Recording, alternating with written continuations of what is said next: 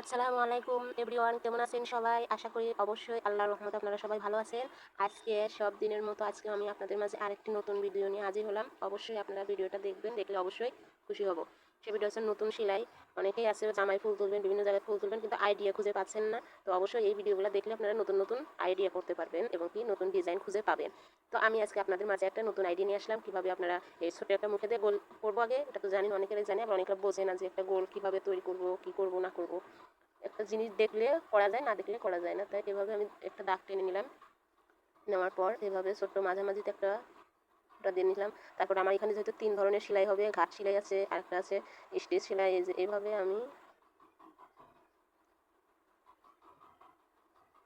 দেখে নিলাম। নেওয়ার পর এখন আমি পেমেন্ট ঢুকালাম।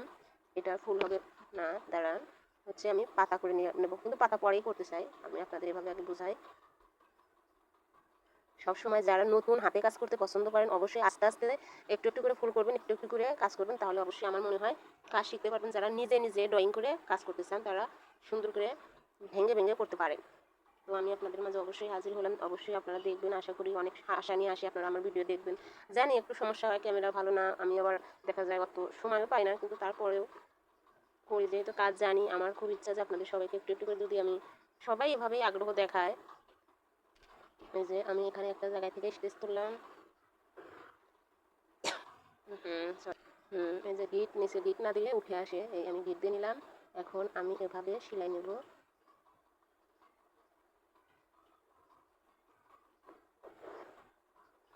এভাবে যাব। এই সেলাইটা খুবই সহজ, কিন্তু দেখতে অনেক সুন্দর লাগে। বিশেষ করে আপনারা যারা এই রাউন্ড করে কোনো কাজ করতে চান, এটা অনেক ভালো লাগে। মাছ কাটা সেলাই বলি আমি।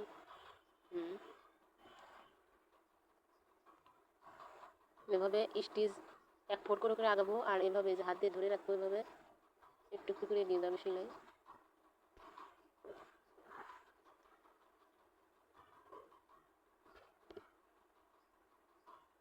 যেহেতু রাউন্ড, এই জন্য ফ্রেম ঘুরবে শুধু।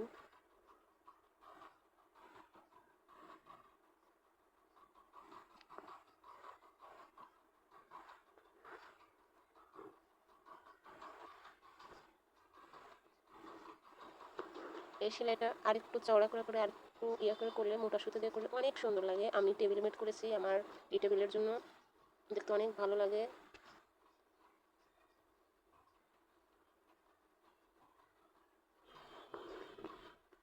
এই যে এভাবে হাত দিয়ে সুতাটা ধরে এই সুতার ভিতর দিয়ে আমি ঢুকে যাবো। ঢুকে এভাবে,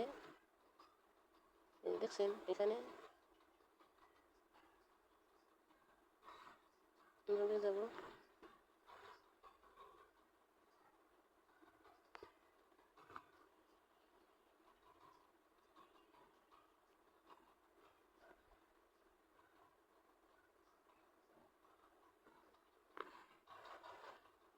হয়ে গেছে আমার সেলাই।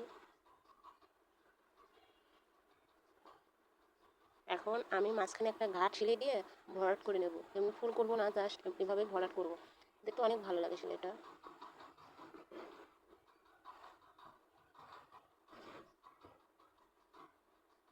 এইভাবে ঘাট সেলাই তো অনেকেই পারেন আমার মনে হয়, কারণ এটা খুব সহজ একটি সেলাই। অবশ্যই পারবেন ইনশাল্লাহ। আশা করি আপনারা অবশ্যই হাতে কাজ করবেন, আমার খুব ভালো লাগে। আর সবসময় মনে হয় ওনাদের সবাইকে, আমি যেহেতু বাসায়ও শিখাই, বিভিন্ন কাজ পারি, টেলার্সের কাজ, হাতে যত রকম কাজ আছে, আমার ইচ্ছা যে আমি সবাইকে শিখাবো, এবং ওনারা অন্তত নিজেরটা নিজে তো করতে পারবে। এটার জন্য আমি সবাইকে আগ্রহ দেখাই শেখানোর জন্য, শেখাইতে ভালোবাসি। টুকিটাকি আমার তো যতটুকুই আমি পারি না কেন, আমি অন্যকে যাতে আমি সেটা শিখাইতে পারি। আমার কথা হয়তো সবাই বুঝবে না, কিছু মানুষ তো বুঝবে আমার এই সেলাই বা আমার ভাষা, এরা তো অন্তত বুঝতে পারবে। আর আমি মনে করি শৌখিন যারা, তারা এইসব হাতের কাজের প্রতি আগ্রহী থাকে, এটা আমি বিশ্বাস করি। তো আমার বিশ্বাস আপনারা হয়ে গেল। আমি এখন পাতা করবো, এই যে এভাবে পাতা করে নেব, ছোটো ছোটো করে আলপনার মতো হবে এটা আর কি। সুতা ম্যাচ হলে দেখতে অনেক ভালো লাগে। এখন আমি এটাকে ভরাট, কাঁথা স্টিচ ভরাট দিয়ে যে সেলাই করে নেব।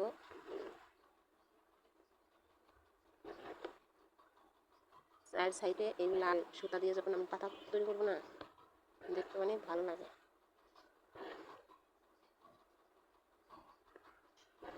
এই সেলাইটাও খুবই সহজ। এই পাতাটা হয়তো দ্রুত করেছি, আর একটা দেখাচ্ছি, ভিডিও বেশি বড় হয়ে যাচ্ছে, হয়তো আমি এত বড় করবো না। এইভাবে এই যে আমি এখানে মাথায় নিলাম এক সাইডে নেওয়ার পর এটার মাঝখানে যে উঠাবো ওঠাবে ওঠানোর পর যাতে আমার এই যে যত বড় সেলাইকে না হয় সেই সেলাইটাকে আমি এটাকে আটকানোর জন্য আর কি মাঝখানে এভাবে এই যে আটকে যাবে। ঠিক আবার স্টিচ আসলে উপর থেকে এভাবে আমি মাঝামাঝিতে যাবো বা যে কোনো এক সাইডে যাতে স্টিচগুলো আটকে থাকে আর কি ভাষা না হয় এই জন্য আমরা এটাকে কাঁথা স্টিচ বলি বা ভরা সেলাই বলি পাটি সেলাই বলি, যে দেশের যে ভাষা নিয়ে আর কি বলা হয় সেটা। এই যে এই সেলাইটা অনেক বড় বড় পাতার উপরেও করা যায়, যাই তো আটকানোর জন্য এই পদ্ধতিটা আমরা অবলম্বন করে থাকি।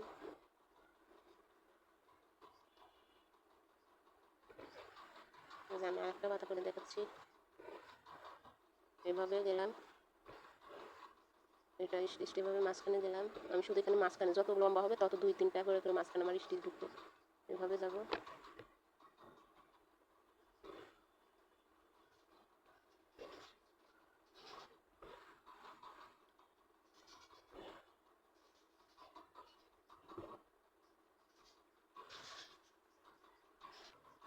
এভাবে আপনারা সাইডে পাটা করে নিয়ে আপনারা যে কোনো জামা একটু দূরে দূরে মানে 2-3 ইঞ্চি পর যখন আপনি এই ডিজাইনটা দিয়ে যে কোনো জামার উপরে বা যে কোনো সালোয়ারের নিচ দিয়েও করতে পারবেন। আপনার যে কোনো জায়গায় আপনি যদি হাতে কাজ করতেছেন এই নকশাটা আপনি ব্যবহার করতে পারেন।